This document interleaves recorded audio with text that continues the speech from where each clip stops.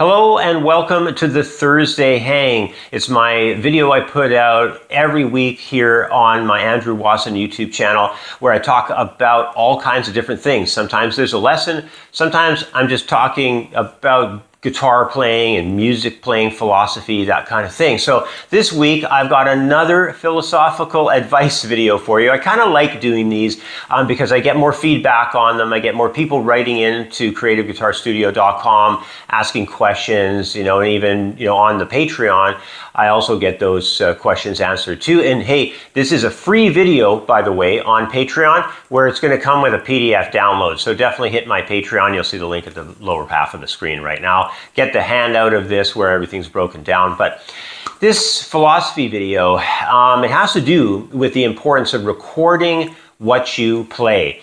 I know some of you do that, I'm sure. I didn't do it for quite a while when I was young, but back in those days, because that was a long time ago, we didn't have anything digital back then. It was all, cassette tapes and cassette players, that kind of thing. It wasn't even stressed that it was important to do it. It was just sort of one of those things where somebody at some point probably would grab a tape recorder and start taping. But I want to just look at this in a different way at first here. I want to take you back to when you're just a kid. I know it happened to me. I'm sure it happened to you too.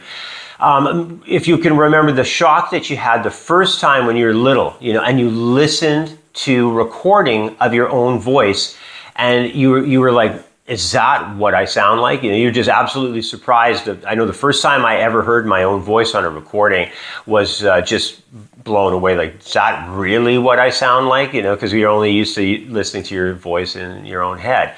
And it was kind of mind-blowing, and then down the road when I first recorded my guitar playing and I'd listen back to my guitar playing and I'd be like, hey, is that really what I sounded like when I played those parts? And I would start thinking about how the rhythm wasn't exactly fantastic, maybe, or I don't know, maybe my timing was even maybe off a little bit. I didn't even know because I was in the moment jamming on it. And back when I was first getting going on guitar, I didn't use a metronome very much. And I'm trying to remember, I don't even know if I had a drum machine for quite some time. I think it wasn't until I got a drum machine finally in 1991. That was, I got a Alesis, I think it was the HR-16 or something like that. I still have it packed away somewhere around here. But it's like now everything's so digital and everything's so easily accessible. I think that even if you can grab your phone and just start recording yourself with your phone and listening back, of course, multi-track recording stuff like digital audio workstations like Pro Tools and Adobe Audition and all those are kind of really where it's at because you can layer stuff. But it is involved because when you're using that kind of stuff, you've got to have a microphone set up and you've got to have all your levels set properly.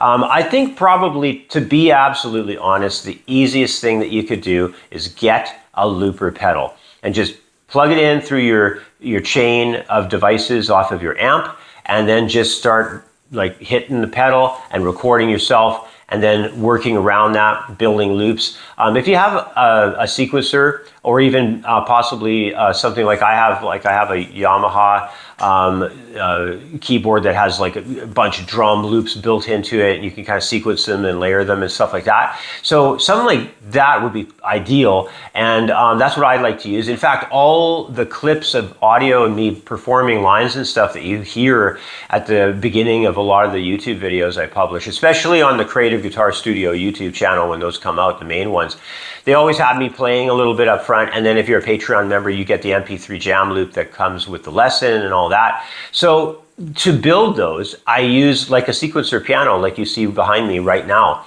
That one I think is the Ensoniq, but the one I have over kind of there right now, over that away, is a Yamaha. That's the one I mostly use to record all my loops and stuff. So I think if you can get into the habit of recording yourself, especially recording and then layering, I think it really is the next step up, and it gives you the ability to start deciding what it is that you're actually hearing and if it is something of value in your playing. And what it does as a long-term thing is it helps you to zero in on your phrasing and become much better melodically and rhythmically. You know, your timing improves. And because I guess it's because you're listening to yourself and you're being critical and you're saying, hey, you know, there's certain notes there that maybe need to be fixed in some way. And, you know, there could be notes that get added. It could be stuff that maybe a tone that you play, and a note that's ringing out could be extended further. Or maybe it would sound better when you listen back and you go, it would sound better to just drop that faster, you know, have a less length of time that it's ringing. So you start deciding all these things when you're listening back. And I think that when you can layer something that's going to be a bed track, so you go and you put your drum loop down, and then you add on top of that with a rhythm guitar part, and then you mash up some kind of bass line. And then if you can play piano a little bit, or at least have a synth where you can add a couple of extra notes, do that, and then you got a nice build now. It doesn't have to be long. 4 measures a lot of times can be really, really good. So then what you can do is start trying to play over it and make some things that connect well, and then record those two, and then you can actually wrap up your practice for the day, and then you can put it away for that period, come back maybe the next day, let's say, and you listen back, and then you can make some critical judgment calls, and you can say, those notes there, I like them, but the way I come out of that later, it could be better. I could maybe you even hear notes coming in your mind. Perhaps, I know with my stuff that I tend to record, even within minutes of recording them, I start thinking, I should probably drop that note, or I should extend the value of that note, or I can fit it into the music better if I maybe change the rhythm slightly, or whatever it may be. But backing tracks and feel and the development of your phrasing are one big ball of wax. And if you can work on that, especially from that aspect I just mentioned of create, you know, walk away, come back later. So create, move yourself, remove yourself from it, and then come back later. It's even nice to come back 2 hours later, and you'll get ideas. Maybe it's, coming back a whole day later will give you even more ideas. I think sometimes like you leave things and it just let your brain percolate on it, and it's like you actually, you take what was initially there, and then you start going, hey, I could make that better by doing this, and I could have this happen there, and maybe change the rhythm and whatever it may be, because it's like your mind can assess things in the moment, and then your mind can also make a judgment later off of something, and then fix it at another point in time. So it's like you got this assessment curve that's going on in your brain when you listen to your music, and it's really good to walk away, like I said, even for 2 hours or something, and you come back and you listen to what you did again, and you go, I could do that better if I changed something, whatever it is, this, that, the other. And it's almost like this constant improvement that can happen because you let stuff settle in your mind, and it's amazing. The brain is so powerful, it just settles on that unconscious portion of your brain for a while, and then all of a sudden musically, things compositionally or arrangement wise or rhythmically, they can be altered, and then you can improve upon them.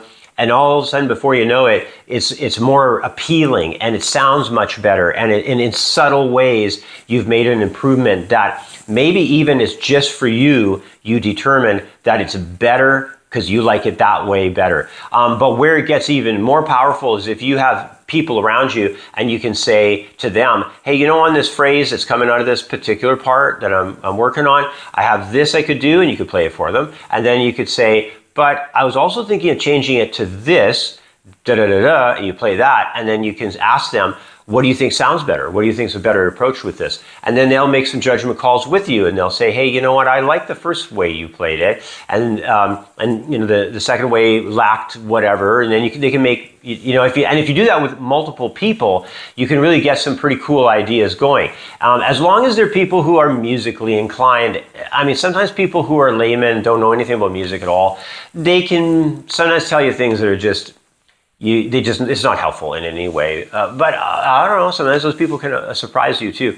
So what I'm trying to do here with this philosophy video is help you to understand that there's a different approach in investing your time to help you develop your phrasing. And part of it is the recording, part of it is listening back, but also part of it is leaving it alone for a while and coming back later. And then another portion of this, of course, too, is to have other people listen and make judgment calls with you and make decisions of how things are all balanced out. And so it's about putting more effort and time into making melody and making phrasing and developing ideas. Because usually what the first things are that we play, they're sometimes really not the best things that we could possibly play.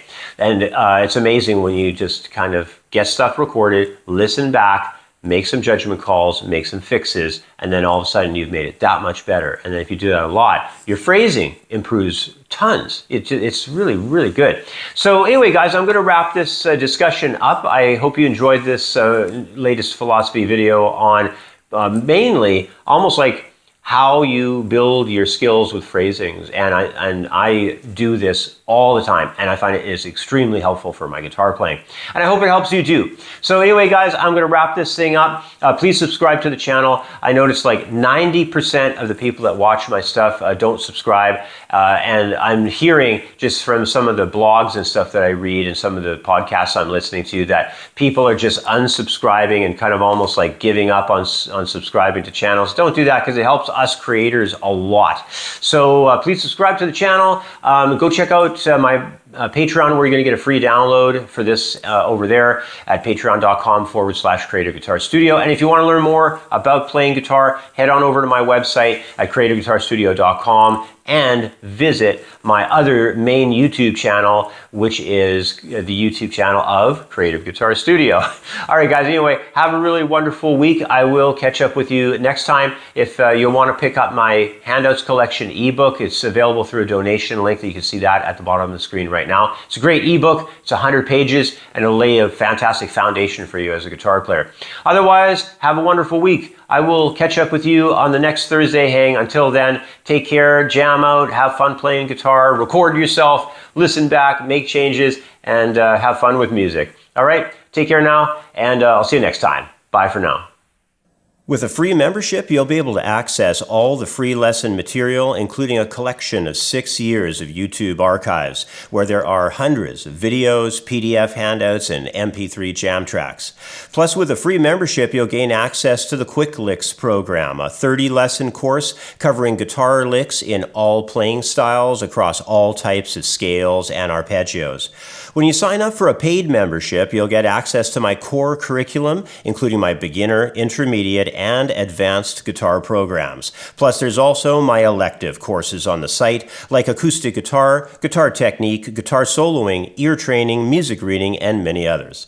Go check it out. You're going to love it. The website is creativeguitarstudio.com.